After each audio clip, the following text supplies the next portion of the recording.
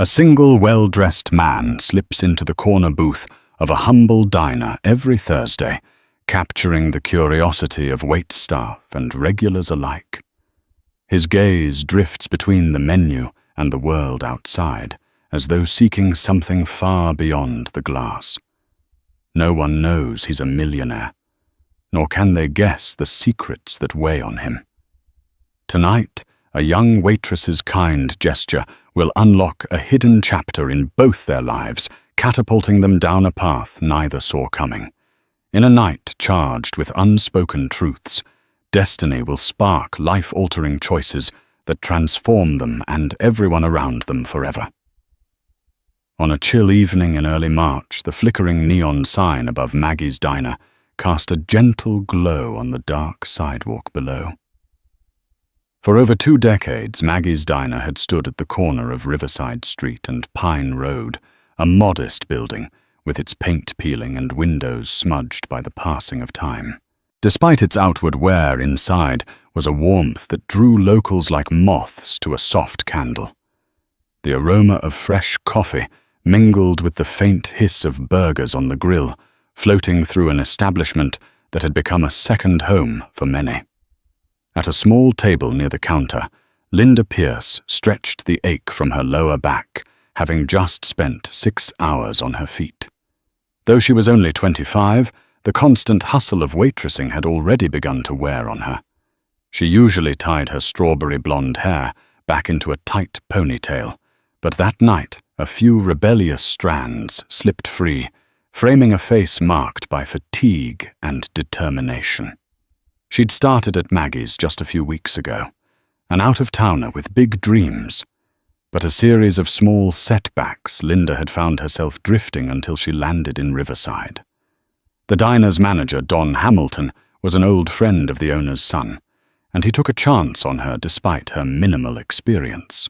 Linda instantly liked the place with its scratchy booth, seats, friendly locals, and constant hum of conversation. More than that, she liked how no one asked intrusive questions. Everyone was polite, even if they were just polite enough to mind their own business.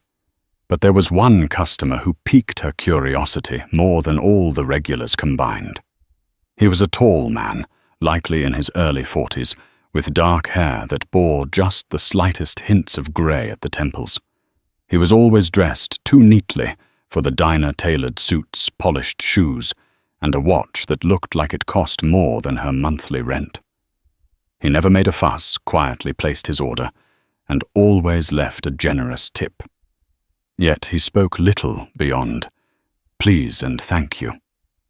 Twice Linda had tried to engage him in conversation, but the man kept things polite and brief. He had a name tag on his sleek leather briefcase that read, Ethan Beaumont. In a small town, a stranger with apparent wealth drew attention. Rumors brewed among the other waitresses and a few regular patrons. Some assumed he was a lawyer working on a local case. Others believed he was scouting for real estate deals along the scenic riverfront. One or two half-jokingly speculated he might be on the run from something or someone. Yet no one knew for certain. Linda only knew he arrived around 8 p.m. every Thursday, tucked himself into the corner booth, and ordered the same thing. Black coffee, a bowl of clam chowder, and a slice of apple pie with a scoop of vanilla ice cream on top. Linda found it odd that a man of his apparent stature would frequent such a humble diner. The nearest upscale restaurant was just a 15-minute drive away, complete with reservations and white tablecloths. Why come here? Something about his quiet presence touched a chord in her. She recognized the look in his eyes, a longing, an ache like someone who had lost something or someone precious. All week, she practiced in her mind the right approach to get him talking, though she couldn't say why she cared so much. Perhaps she saw a piece of herself in him, someone who had been uprooted and was now drifting in a place where they didn't quite fit. Maybe that's why on that Thursday night, she determined to discover who he really was. A decision that would alter both their lives in ways neither could have guessed. To fully appreciate what compelled Linda to dig deeper into Ethan Beaumont's life, one must understand where she came from. A year prior, Linda was living in Columbus, Ohio, sharing a cramped apartment with her best friend from high school, Carly Willard. Carly had dreams of becoming a nurse, while Linda clung to the hope of one day becoming a writer. She scribbled short stories in a battered notebook whenever she had a spare moment. Yet life's pressing realities, rent, food, occasional nights out, always seemed to push her dreams to the edges of her day. Then her world shifted when a phone call pulled her home to her estranged family in Florida. Her father, Ronald Pierce, had been diagnosed with terminal cancer. Though Linda and her father had not been on good terms, an understatement truly, she dutifully returned to care for him in his final months. She never told him of the bitterness she harbored, nor spoke of the nights she cried herself to sleep as a teenager, wondering why he seemed so distant. She only cared for him quietly and gently until he slipped away. After his funeral, Linda discovered he had left her an unexpected note and a single piece of advice. In a shaky handwritten letter, he confessed regret for never supporting her dreams. He urged her to leave Florida, to explore, to see the world and write about it. He wrote, "I wasted too many years. Don't you do the same. Live, Linda. Forgive me, and live." Tucked with the note was a small sum of money, enough for a few months' rent somewhere new. The letter cut her deep, sparking a realization that the only thing truly holding her back was her own fear. So she wandered a soul in search of meaning from city to city. She ended up in Riverside by accident, missing a bus connection en route to Atlanta. With dwindling funds, she found a help-wanted sign in Maggie's window. After a quick chat with Don Hamilton, she was hired on the spot. He seemed eager for fresh faces, and she needed the money. Yet Linda's dream of writing still glowed inside her, albeit dimly. She started journaling again, capturing small moments in the diner, seeking inspiration. And in that quiet, persistent man who dined alone, she sensed an enigma worth unraveling. Perhaps she thought he might even become a character in one of her stories. Or maybe it was simpler than that. Maybe she just saw another lonely heart, the same as her own. That Thursday, Ethan walked in at his usual time, 8:05 p.m. It was early spring, and a light drizzle pattered on the diner's windows. Linda noted the subtle exhaustion on his face, more pronounced than usual. She approached his booth with a practiced smile. A few regulars were scattered around the diner, but it was relatively quiet. "Good evening," she said, softly, placing a small glass of water in front of him. The usual tonight coffee chowder pie à la mode. He managed a weary grin, inclining his head in the faintest nod. "Yes, thank you," he replied, his tone polite and measured. Linda waited, hoping he might say more, but he retreated into silence. She rushed his order in, and while it was being prepared, she gathered her courage. This time she was determined to get more than a simple greeting from him. When the chowder was ready, she carried it out with steady hands, placed it gently before him, then lingered with the coffee pot in hand. "Is everything all right?" she asked, trying to sound casual. "You look maybe like you've had a tough day." Surprisingly, Ethan's eyes flicked up from the chowder, and for a moment, Linda thought she glimpsed something vulnerable. His lips parted, but the words faltered. Finally, he answered, "I suppose I have," with a tight exhale that suggested far more than his simple words revealed. Linda nodded, giving him space. She sensed that pushing too hard might cause him to clam up. "Well, I hope the chowder helps. In my experience, Maggie's chowder can heal just about anything. She poured a little more coffee into his cup. A small laugh escaped him, a genuine sound that seemed almost foreign in his refined manner. "Chowder as medicine, is that it?" he asked. "Absolutely," Linda replied. "I'd say it's right up there with chicken soup." She paused, then extended her hand. "I'm Linda, by the way. I keep forgetting to introduce myself."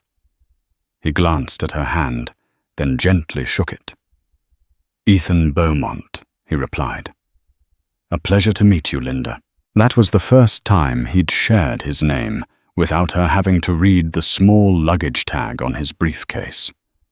Linda felt an odd warmth in her chest, pleased at this bit of progress. She gave him a reassuring nod, then retreated to allow him to eat in peace. The rest of the night, she caught glimpses of him from behind the counter. Ethan stared out at the rain, drummed his fingers on the table, and occasionally took out his phone to check something. But mostly he seemed lost in thought. He paid the bill and left a tip large enough to cover half the cost of her groceries for the week. Linda wanted to chase after him, thank him, maybe even ask him if he'd like to talk about what troubled him. But she held back. Something told her patience would be key. The next Thursday he'd be there.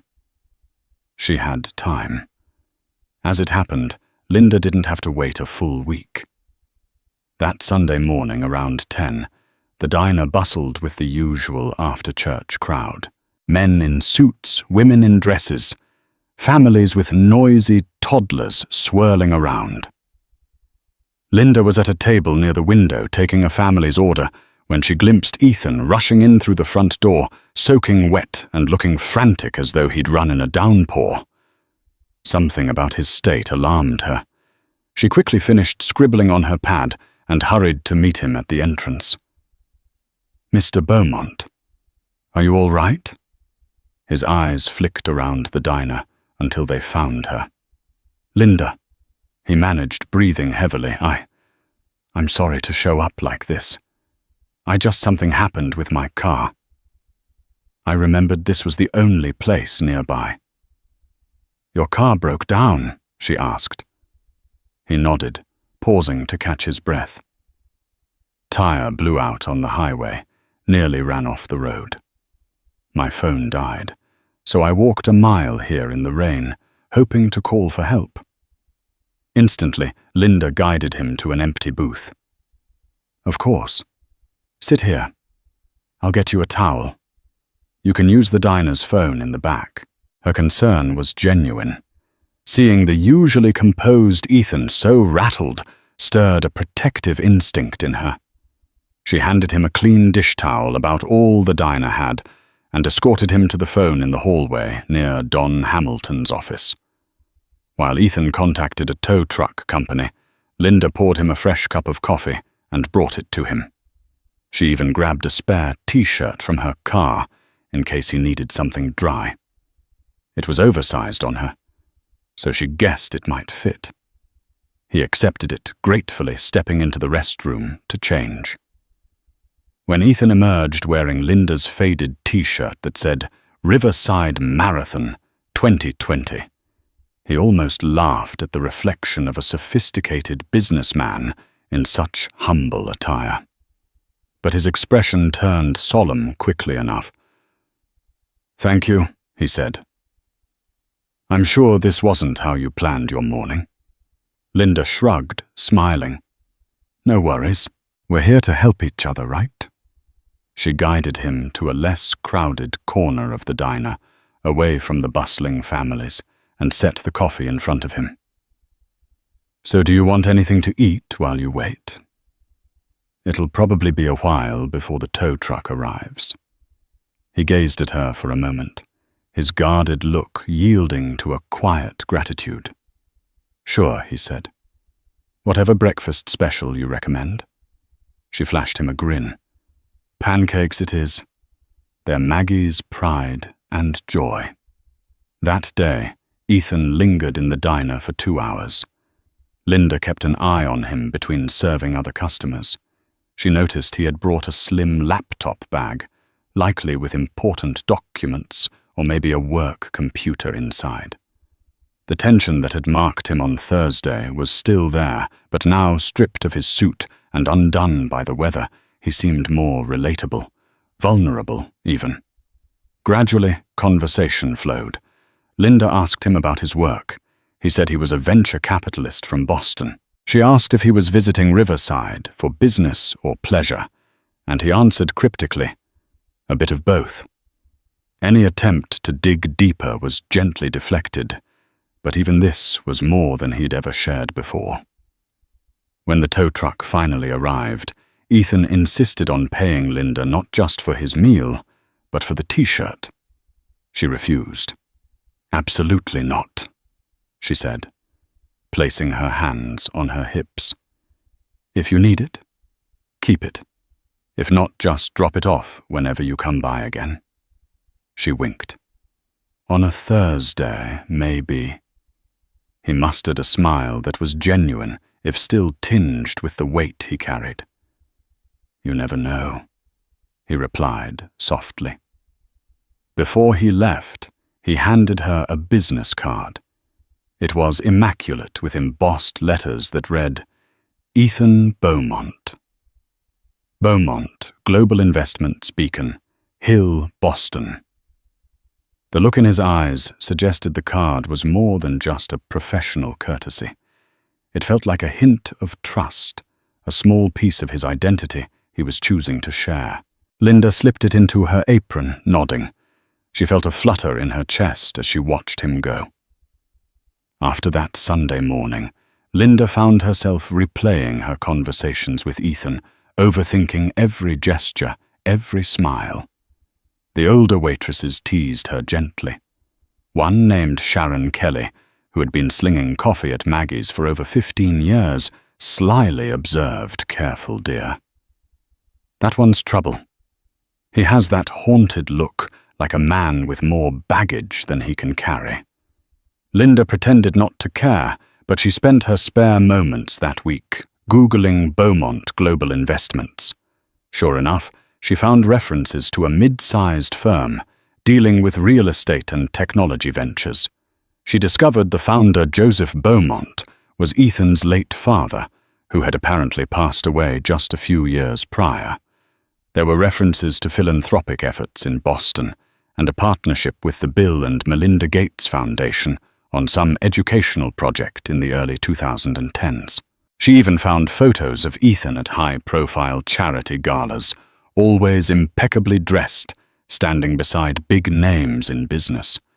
So he was wealthy, very wealthy.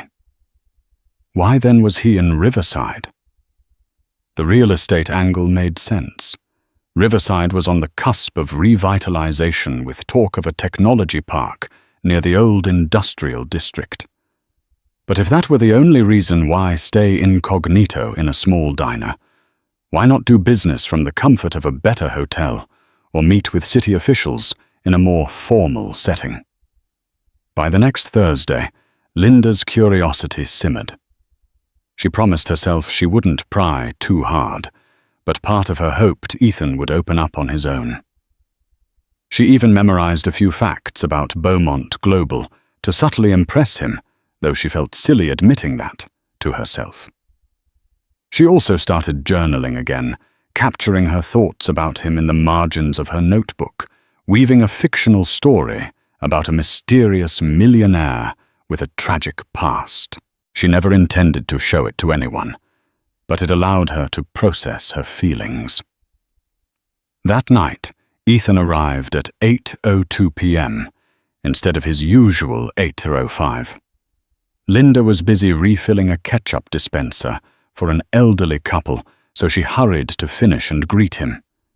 He looked tired again, but less guarded. "Linda," he said in a gentle tone. "Nice to see you." She gave him a small smile. "Welcome back, Ethan. You too." Without much preamble, she took his order yet again, the chowder coffee and apple pie. As she turned to leave, he said, "Actually, I'd like something else, too." Maybe a cheeseburger. Surprised. Linda arched her brow. Switching it up tonight. He shrugged, an almost sheepish grin on his face. I'm feeling hungry, I guess. Linda put the order in and returned with the coffee. As she poured, she decided to take a small step. I did a little reading about Beaumont Global. Sounds like an impressive firm. You and your family have done a lot of charitable work. Ethan's expression froze momentarily. His eyes flicked up, searching her face. For a moment, Linda worried she'd crossed a line. But slowly he nodded. Yes, my father started the philanthropic side of things, he replied. I've tried to keep it going in his honor. Nodding, Linda sensed the mention of his father was sensitive. She changed tacks. So you're here for a project, then? Something big in Riverside. Ethan hesitated. The silence stretched. Finally, he said, I suppose you could call it a personal project. He sipped his coffee, and though Linda waited, no further explanation came. She left him to his meal, letting him set the pace. The burger came out, and Linda couldn't help but notice that Ethan ate it with an almost childlike delight, like he hadn't had a good diner burger in ages. He took his time savoring each bite as if it were a rare pleasure. Every so often he'd glance around the diner, watching the interactions of families and friends. His gaze would rest on a middle-aged couple holding hands across a table, or a group of teenagers laughing over milkshakes, and a melancholy shadow would pass over his features. During a lull in the night, Linda found her chance to approach him again. Everything okay? She asked quietly. He studied her as though weighing the risk of telling her something real. Finally, he let out a slow breath. I've been coming here because... He glanced at the corner table where an old photograph of Maggie's original founder hung on the wall. Let's just say that before he passed away, my father told me stories about Riverside. I never knew if they were true or half-imagined. This diner even was part of those stories. So when I had a chance to make a business trip not too far from here, I decided to see it for myself. A flicker of understanding crossed Linda's mind. Was he from around here, she guessed? Ethan nodded. He grew up in Riverside, but left as a teenager. We rarely talked about it, but before he died, he asked me to come here. Maybe there were unresolved things he wanted me to uncover. I'm not entirely sure, but I promised him I would. He seemed on the brink of continuing, but something in him recoiled. Maybe the memories were too raw, or perhaps he wasn't used to sharing personal stories with strangers. Linda placed a gentle hand on the table, not quite touching his. I'm sorry for your loss, she said sincerely. It sounds like you're honoring his last wishes. Ethan opened his mouth to reply, but a commotion near the kitchen interrupted them. A tray of dishes crashed to the floor, sending shards of glass and ceramic everywhere. Linda shot up, apologized to Ethan, and dashed to help her co-worker clean up the mess. By the time she returned, Ethan had left enough money on the table to cover his meal and tip, and he was gone. Disappointment pinched her, though she consoled herself with the knowledge that he had at least opened up a little.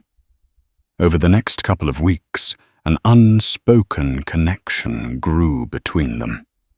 Ethan continued to arrive on Thursdays, occasionally popping in at odd hours on other days when his car trouble or some other mundane event brought him by.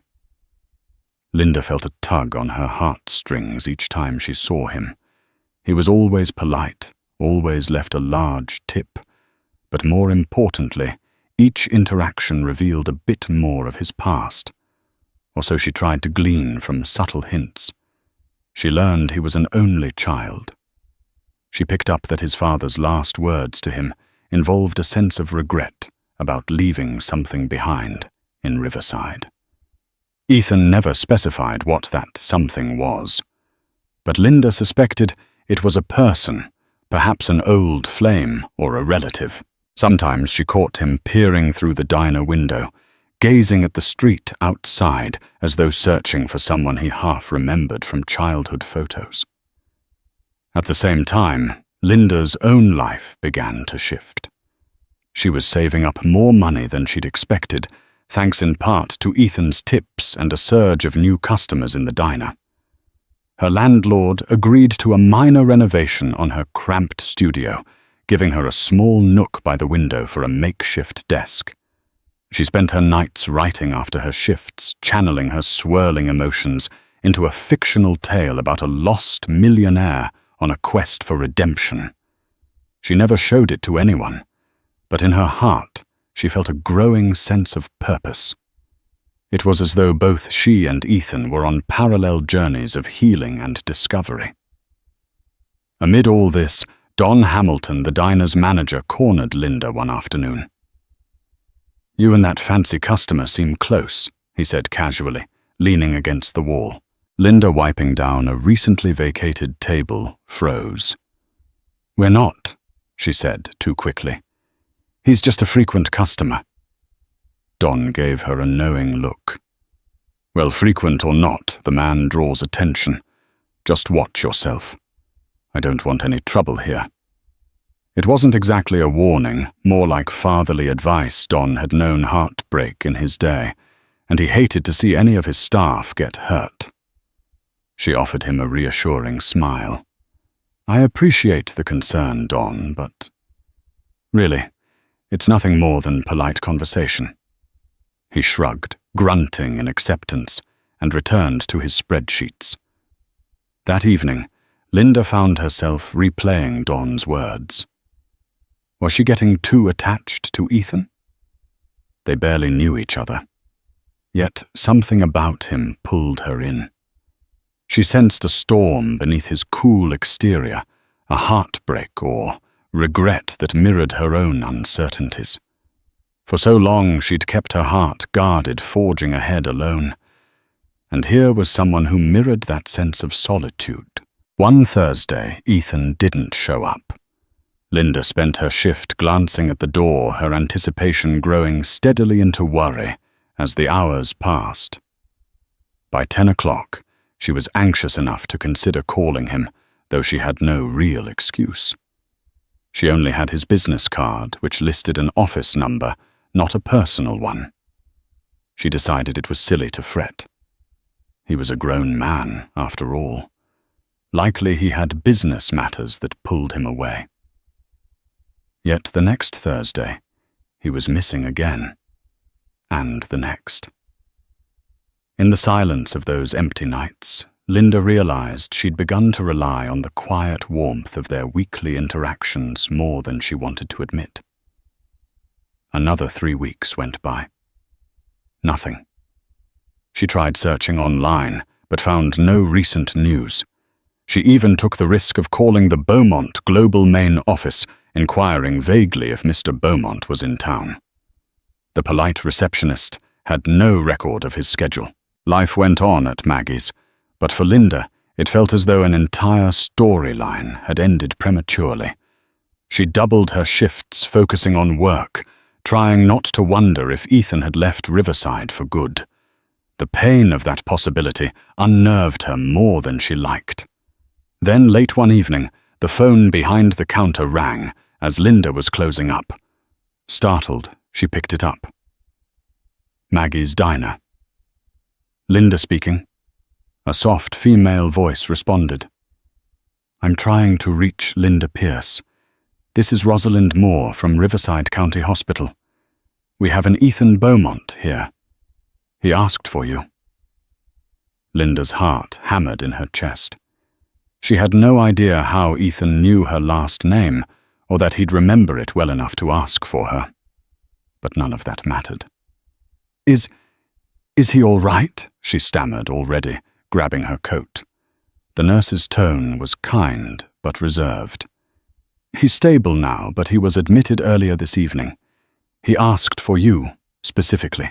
Without a second thought, Linda told Don she had to leave. Don didn't protest. He recognized the panic in her eyes. Linda sped through the streets of Riverside in her aging Honda Civic. Every worst-case scenario flashing through her mind. Had he been in a car accident? A fight? Some medical emergency? At the hospital? Linda rushed to the reception desk. The nurse on duty guided her to a private room in the ICU ward. Through the glass, she saw Ethan lying in bed, hooked up to an IV and a few monitors.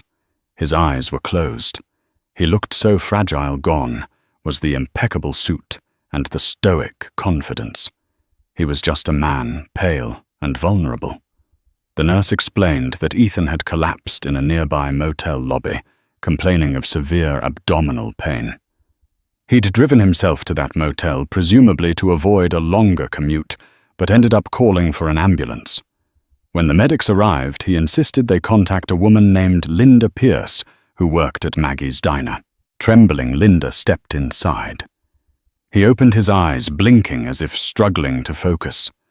When he saw her, a flicker of relief passed over his features. His voice was scratchy when he spoke. "Linda, I'm so sorry to drag you here." She approached the bed, tears pricking her eyes at the sight of him in such a state. "Don't be sorry. Are you okay? What happened?" He hesitated, then let out a ragged breath. "I have a condition, a stomach ulcer that I've been neglecting. Stress, bad diet, ignoring doctor's appointments. It finally caught up to me." Linda sank into the chair beside him. "Why didn't you tell anyone?" He tried to give a faint apologetic smile. "I guess I didn't realize how bad it was. And I've been traveling, avoiding things I needed to face." Linda grasped his hand, ignoring any sense of caution. "We'll get you through this," she whispered, her throat tight with emotion. He swallowed, tears pooling in his own eyes. Maybe it was the medication, or maybe he was too tired to put up the walls. "Thank you," he said simply, voice choked. "I've been so alone in this. You're the only person in this town I really know, even just a little." Those words drove home how isolated he truly was. She remembered her father's hospital bed, the machines beeping, and how he'd told her to live. She vowed in that moment she wouldn't let Ethan slip away into loneliness the way her father had. She stayed by his side until visiting hours ended, gently coaxing him into sipping some water, adjusting his blankets. He drifted in and out of sleep. Before she left, she wrote her number on a piece of paper, pressing it into his hand. "Call me if you need anything," she said. "I mean it." He nodded, exhaustion pulling him under again, but he held on to that piece of paper like a lifeline. For the next week, Linda visited Ethan daily. Usually it was after her shifts or on her breaks. She brought him small comforts, an extra pillow, a pair of warm socks, some flowers to brighten the sterile hospital room. He recovered slowly, the doctors stressing the need for rest, a strict diet and medication for his ulcer. During that time, their conversation grew deeper. Freed from the hustle of the diner, Ethan let his guard down. He told Linda how his mother died when he was young, how his father had raised him to be ambitious. Ethan had worked tirelessly to expand Beaumont Global, overshadowing even his father's success. But in the process, he'd cut himself off from genuine friendships or romance. It was only after his father's death that he realized how lonely his life had become. He admitted to having come to Riverside not just to fulfill a vague promise, but to investigate rumors that his father had once been engaged to a woman from this town, someone he left behind to pursue business in Boston. Ethan suspected he might have half-siblings or other relatives here. But every lead he'd pursued so far had hit a dead end. He confided that he was tempted to give up and go home, but something kept pulling him back, like he owed it to his father's memory to find closure. As Ethan grew stronger, Linda found herself in a personal dilemma. She wanted to help him uncover the truth, but she feared it might reveal something painful. What if the relatives wanted nothing to do with him? What if the woman his father left had died long ago? Nevertheless, Linda began asking around town discreetly. She asked Sharon at the diner, who had lived in Riverside her whole life. She asked a few of the older regulars. None recognized the name Joseph Beaumont. But one Sunday, a local historian who visited the diner recognized an old yearbook photo Linda had found online. The historian, a retired teacher named Mr. Collins, suggested they check the county archives. Perhaps there might be a record of property ownership, or a mention of a high school engagement in the local newspaper from decades past. And so Linda and Ethan found themselves spending a rainy afternoon in the dusty county records office.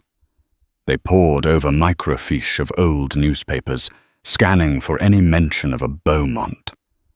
Hours crawled by, until Linda felt her eyes crossing from fatigue.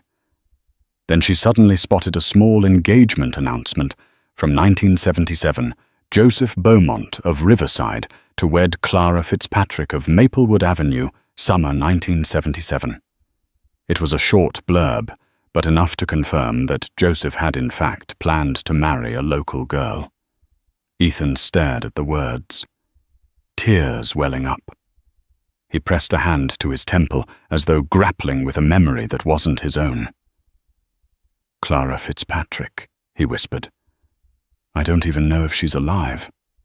This was over 40 years ago. Linda scanned the microfiche for more references, but found nothing. The wedding announcement was the last mention. There was no record of an actual marriage supporting the narrative that Joseph left town. They copied the article and spent another hour digging through property records. Eventually they found that a Clara Fitzpatrick owned a small house on Maplewood Avenue for a few years, but sold it in 1978.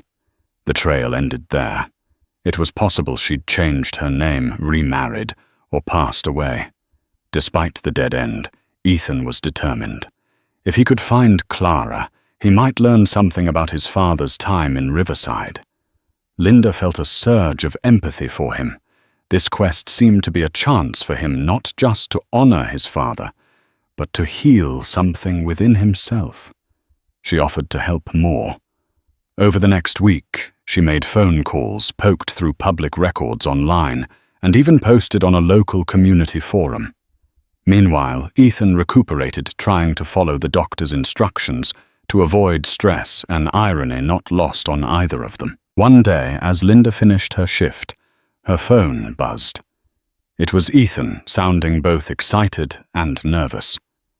I got a call from someone who claims they knew Clara Fitzpatrick. I'm heading to meet them now. Can you come? She didn't hesitate.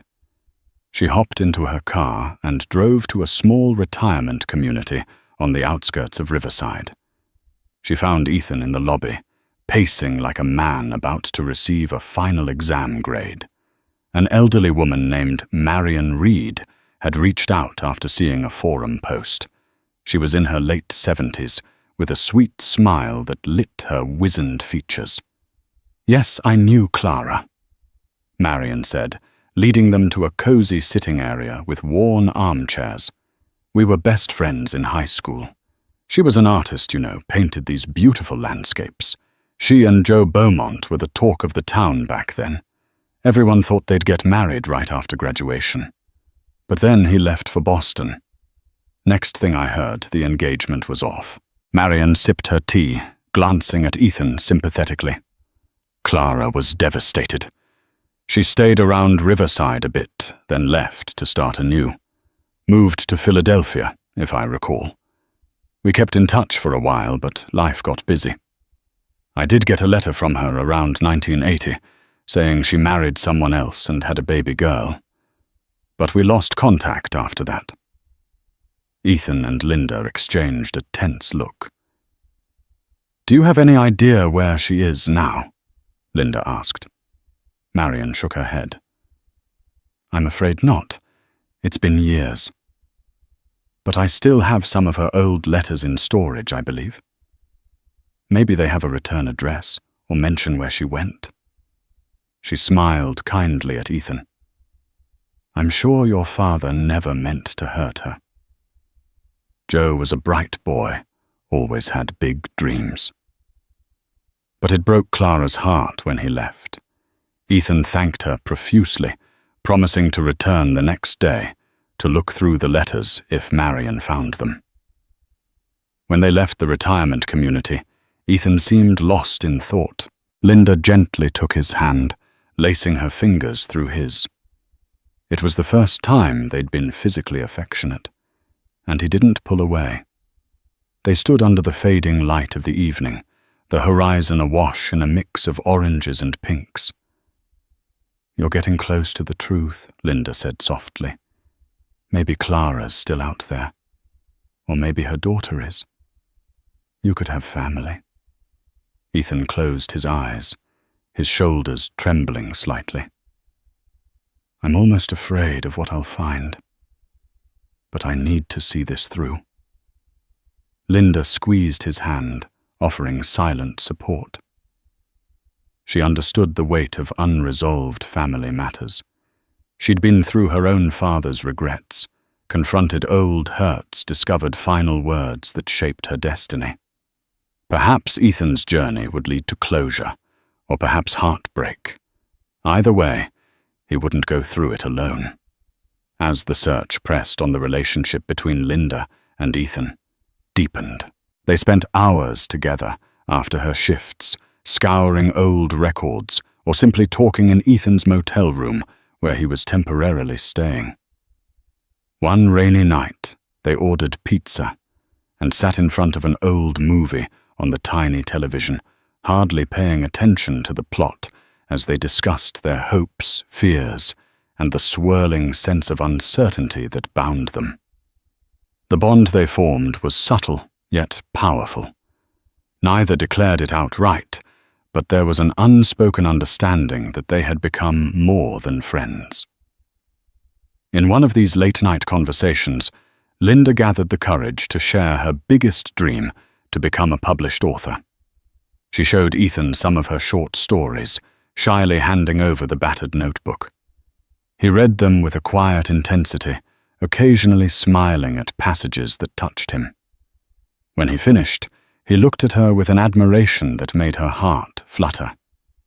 "These are wonderful," he said. "You have a way with words that makes the simplest moments feel alive." No one had ever praised her writing so sincerely before. She felt tears prick her eyes. "Thank you. It means a lot coming from you." He placed a warm hand on hers, a gesture of both affection and encouragement. "You should pursue this dream. Don't wait until it's too late." His words echoed her father's dying advice, stoking embers of determination. She vowed to herself that once this journey with Ethan reached some resolution, she would truly try to make her writing dream a reality. But for every step forward in their closeness, Linda felt a pang of guilt. She worried she might be pushing Ethan toward painful revelations. Their feelings for each other were tangling with the unresolved threads of his father's past. She wondered if the closure he found might lead him to leave Riverside forever, returning to his big life in Boston. She tried to brush aside the fear, focusing on the present, each shared laugh and gentle moment. Fate would unfold in its own time. True to her word, Marion Reed found a dusty box of old letters in her attic. She invited Ethan and Linda over for tea while they sifted through the pile. Linda read passages aloud, each letter offering glimpses of Clara Fitzpatrick's life after Riverside. One letter, dated 1979, described a new love interest named James Harrington, who Clara said treated her like a queen. Another letter from 1980 announced the birth of their daughter Elizabeth. The return address was in Philadelphia. Then they found a letter from 1982, postmarked in Pennsylvania, still, but referencing plans to move again. After that, no address was listed. Clara wrote that James got a new job in Pittsburgh, but she wasn't sure how permanent it would be. She confided that though she loved her new life, part of her still wondered about Joe Beaumont and the what-ifs. She ended the letter by saying, "I suppose some goodbyes are never fully spoken." Ethan set down the last letter, tears streaming quietly.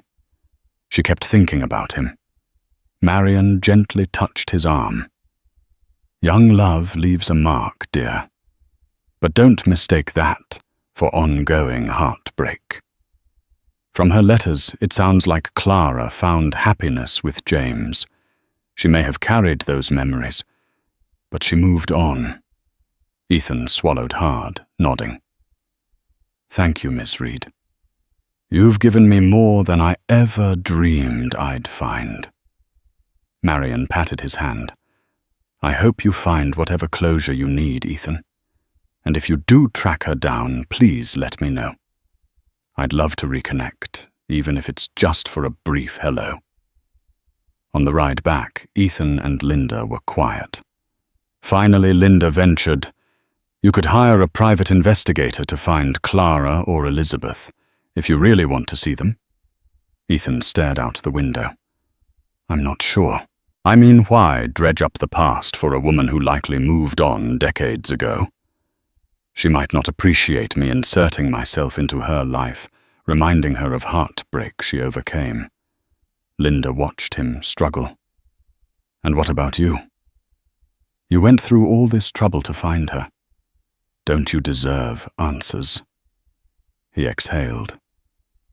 "Maybe," he admitted, "but maybe I've already found enough. Knowing my father loved someone here, that she found her own happiness. Maybe that's all I really needed to know. There wasn't some gaping wound he'd left behind." Linda nodded. She understood the uncertainty, but also recognized that he wasn't quite ready to let go. Part of him still yearned to meet the woman his father left behind, or the daughter who could be his half-sister. It was a fragile, precarious state, and she didn't want to push him. A few days later, Linda was ending her shift when she noticed a distressed older man at the counter, rummaging through local newspapers. He introduced himself as Raymond Carter, a genealogist who traveled around collecting stories for families. He struck up a conversation with Linda, explaining how he was searching for any trace of the Fitzpatrick family line in Riverside. Her heart skipped a beat at the mention of that name. Cautiously, she asked why. Raymond revealed he'd been hired by someone in Philadelphia who believed they might have relatives in Riverside. "This Fitzpatrick line used to live on Maplewood Avenue," he said.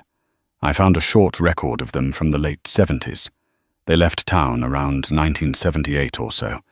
They had ties to a man named Beaumont." Linda's pulse quickened. "Are you looking for Clara Fitzpatrick or her family?" Raymond's eyes lit up. "Yes, precisely. The person who hired me is the daughter of Clara Fitzpatrick, and she wants to know more about her mother's life before Philadelphia.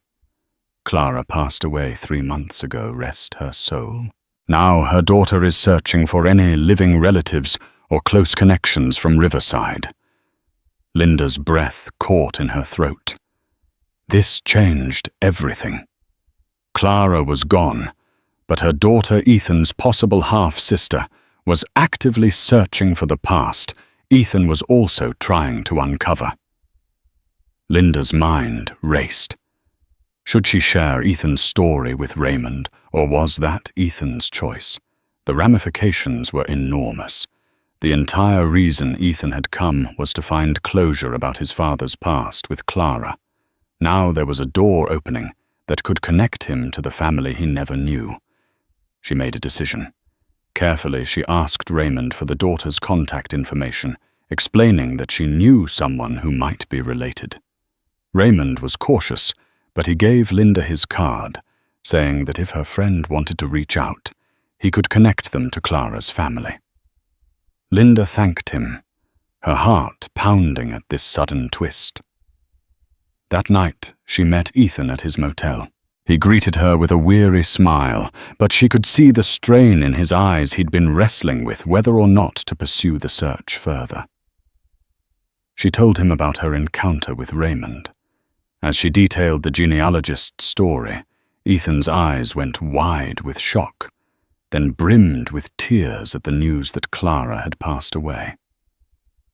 Finally, he slumped onto the edge of the bed, burying his face in his hands. "She's gone," he whispered. "I waited too long. I'll never get to meet her." Linda knelt beside him, gently rubbing his back. "But her daughter is alive, Ethan. Your potential half-sister. She's looking for answers, too." For a moment, Ethan said nothing, wrestling with a whirl of emotions. Grief at Clara's death, regret he couldn't fulfill his father's wish to meet her, and an overwhelming curiosity about this unknown family member. Finally, he looked up, eyes fierce with determination. "Give me Raymond's number," he said. "I need to know." It all happened quickly after that. Ethan connected with Raymond Carter, who set up a phone call with Elizabeth Harrington, the woman who was in all likelihood Ethan's half-sister. The day of the call, Ethan asked Linda to be there for support and perhaps to help calm his nerves. They gathered in the motel room, phone on speaker hearts, pounding. The call rang once, twice, then a soft voice answered. "Hello." Elizabeth sounded tentative.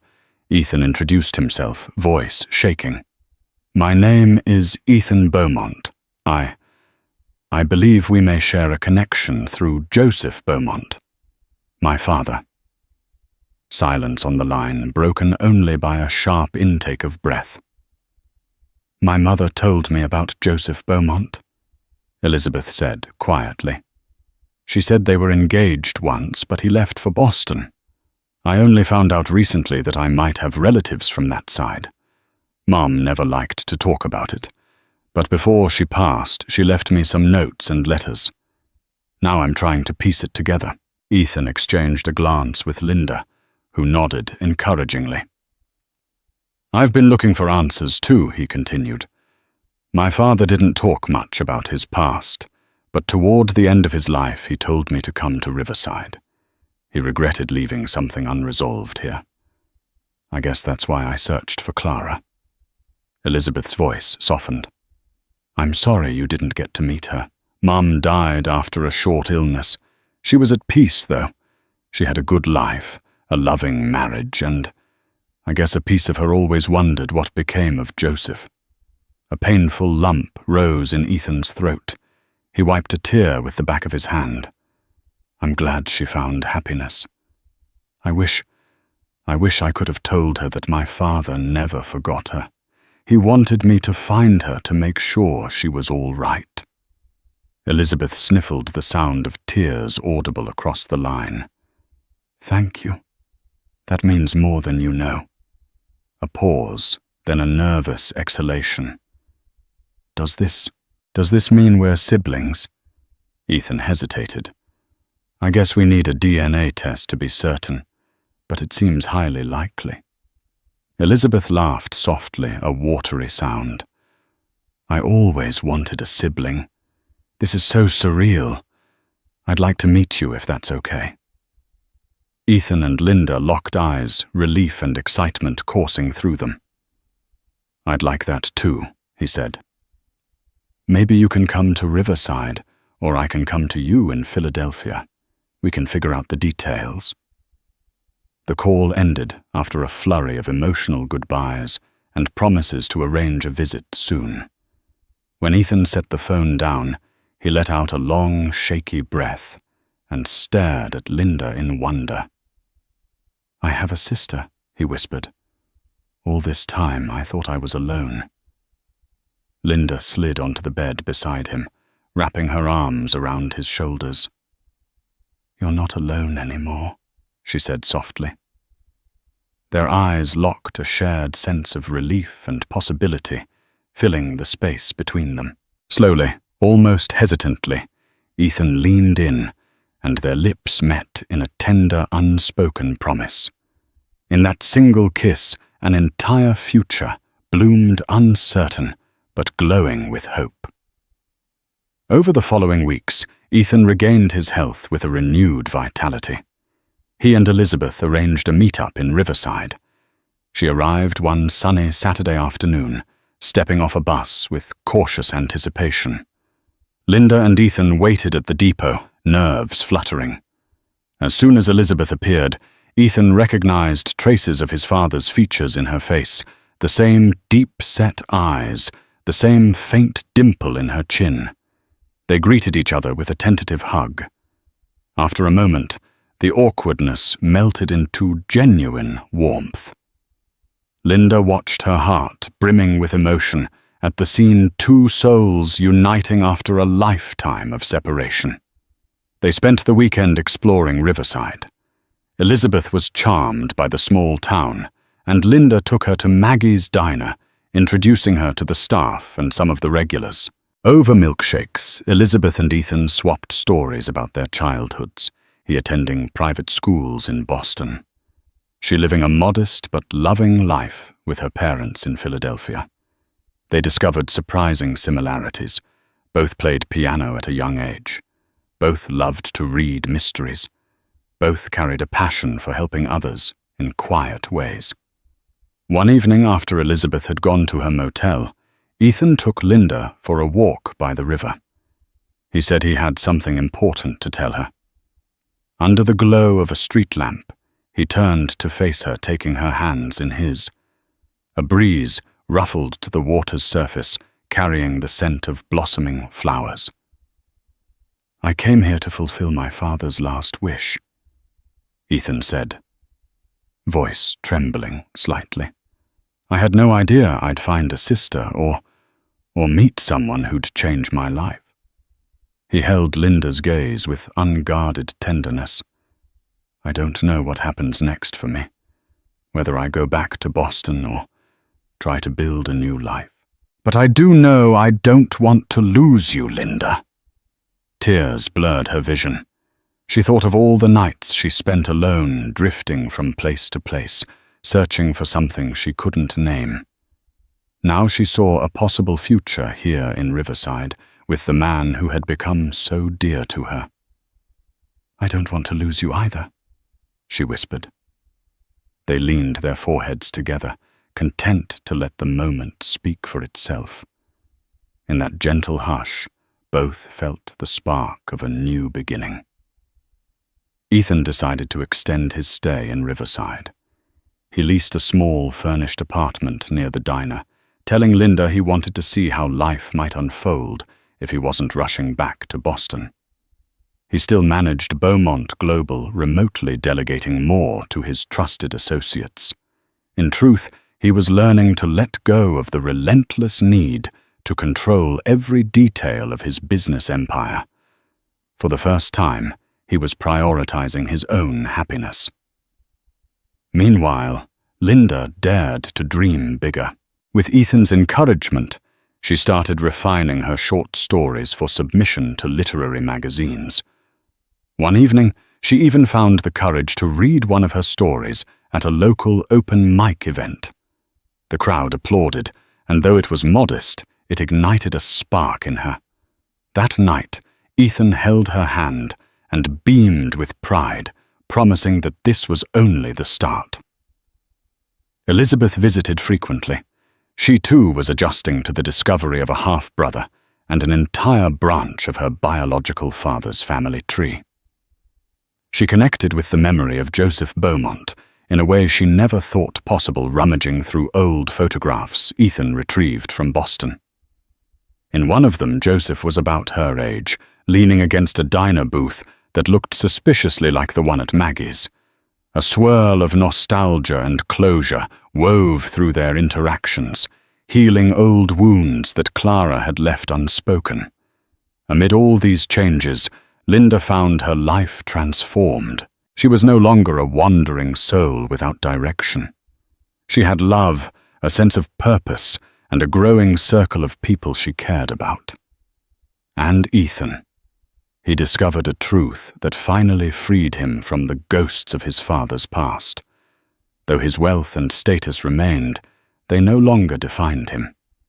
Instead, he was defined by the connections he made, the family he found, and the love blossoming in a small-town diner. Several months later, under a crisp autumn sky, Ethan stood outside Maggie's diner, dressed in casual clothes, chatting with Don Hamilton. The sign overhead still flickered occasionally, needing a new neon tube. Inside, Linda served her last table of the night. Sharon Kelly winked at Linda, whispering, "He's waiting for you, honey." Linda stepped out, wiping her hands on her apron. She and Ethan exchanged smiles. The golden leaves rustled along Riverside Street, a gentle breeze sweeping the crisp air.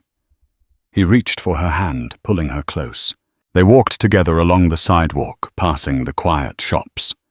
Ethan paused outside a small bookstore, one Linda had often gazed at, wistfully daydreaming of seeing her own novel displayed inside someday. Ethan took a breath, steeling himself. "Linda, I wanted to show you something."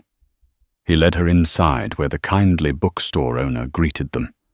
On a small table by the window was a stack of newly printed journals, blank, ready for writing. But each one had a label inside, published by Riverside Press, a Beaumont global venture. Her heart skipped a beat, realization dawning. You started a publishing imprint?" Ethan nodded, nervous excitement dancing in his eyes. "Yes. A small imprint, local-based, focusing on new and emerging writers. I figured this town needs more stories told. And you deserve a platform for your work." Tears flooded her eyes. This was a gift beyond anything she could have imagined. He gently pressed a key into her hand. "It's an office upstairs. There's a small editorial space. I hope you'll run it for me, well for us. So people like you with dreams and stories can have a chance." Linda threw her arms around him, the tears flowing freely. "Yes," she breathed. 1,000 times, yes. He pulled her into a kiss, the promise of a shared future, glowing in the bookstore's warm light. Their journey had begun with a single secret, a lonely millionaire who dined alone, harboring the weight of his father's past, and a curious waitress driven by empathy and her own thirst for connection. A chance meeting in a humble diner sparked a profound change for them both, unraveling family mysteries and forging new bonds. Now, as they stood in the bookstore, the final chapter of one story gave birth to another, a story of love, hope, and the power of second chances. Thank you for joining us on this emotional roller coaster of discovery, heartbreak, and renewal. From the moment Ethan Beaumont slipped into that lonely diner booth, to the day Linda Pierce helped uncover a past that brought strangers together as family. We've witnessed the incredible power of compassion and second chances. Through trials and twists, they found not only each other, but also a sense of purpose in the small town that pulled them both from loneliness. Their story reminds us that sometimes the simplest acts of kindness open doors we never knew existed, leading us toward a destiny greater than ourselves. If you enjoyed following this journey and want more heartwarming, real-life-inspired fiction, please show your support by liking this video, subscribing to our channel, and sharing it with friends who love a good story. Together, let's keep finding hope in unexpected places and cherishing the moments that truly matter.